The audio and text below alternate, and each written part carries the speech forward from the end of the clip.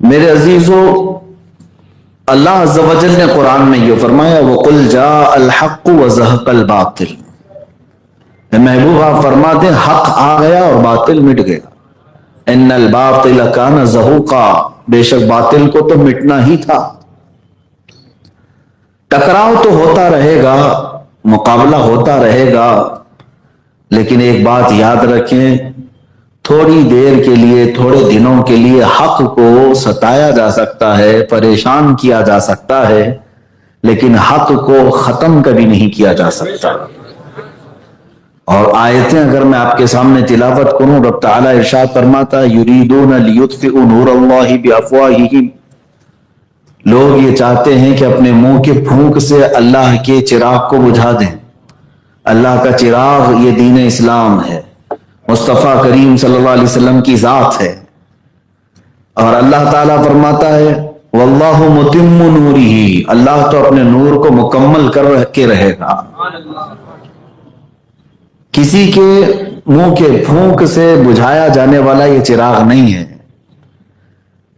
ہاں، اہل حق ہمیشہ ان تمام باتوں سے پریشان تو ہوتے رہے ہیں، لیکن کبھی بھی ختم نہیں ہوئے۔ اس روئے زمین پر اہل حق ہمیشہ رہے اور قیامت تک رہیں گے۔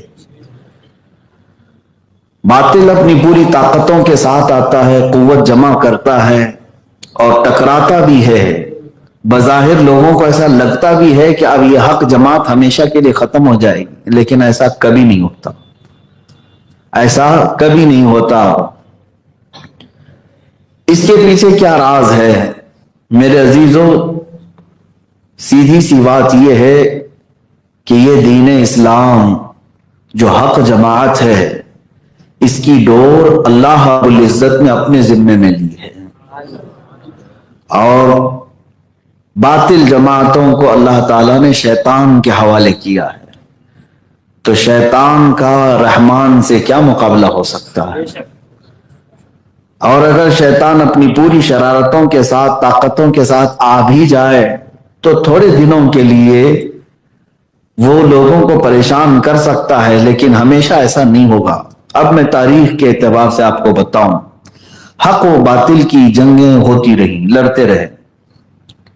اس میں آدم علیہ السلام کے بیٹوں کے درمیان جو شروعات ہوئی، وہاں پہ بھی دو جماعتیں تھی، ایک حق پر اور ایک باطل پر۔ ان کے بعد حضرت نوح علیہ السلام کا زمانہ آیا، تب بھی کفر و شرک عام ہوا۔ نوح علیہ السلام کے ساتھ ایمان والوں کی ایک مختصر سی جماعت تھی۔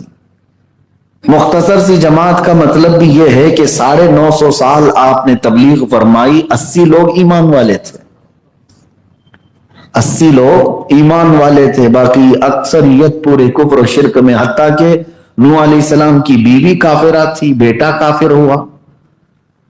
لیکن کیا حضرت نوح علیہ السلام کی اس دعوت کو ختم کر دیا گیا؟ کئی مرتبہ ایسا ہوتا کہ ان کی بیوی خود انہیں گرفتار کر کے اوباشوں کے ہاتھ میں دے دیتی، اور وہ حضرت نوح علیہ السلام کو زد و کوب کرتے، کئی مرتبہ آپ پر انہوں نے سخت ترین حملے کیے، زخمی کیا۔ ان سالوں میں بہت مرتبہ نوح علیہ السلام آزمائش سے گزرے، لیکن وہ وقت بھی آیا جب حق و باطل کا فیصلہ ہونا تھا۔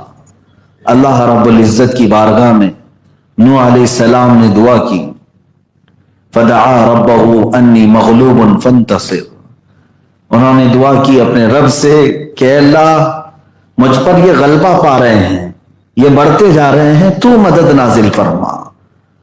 ففتحنا ابواب السماء بماء منہمر، اللہ تعالیٰ فرماتا پھر ہم نے آسمان کے سارے دروازے کھول دیے پانی کے لیے، اور ایسا پانی برسایا۔ وفجرنا الارض عیونا فالتقى الماء على امر قد قدر، اللہ فرماتا ہے آسمانوں کے دروازے بھی کھول دیے اور زمینوں کو بھی پھاڑ دیا، یہاں سے بھی سوتے نکلے، اتنا پانی آیا کہ دنیا میں کوئی پہاڑ بھی باقی نہیں رہا، سب غرق ہو چکے تھے۔ اب اللہ رب العزت کو جنہیں بچانا ہے انہی کو بچاتا ہے۔ وہی 80 لوگ ایمان والے جو حق جماعت میں تھے، وہ صحیح سلامت اس طوفان نوح سے نکل آئے۔ کئی دنوں کے بعد اس کشتی سے جب باہر آئے تو اس دنیا میں جو باقی تھے وہ صرف ایمان والے ہی باقی تھے۔ اس طرح کے حالات ہوتے رہے، حق اور باطل کا ٹکراؤ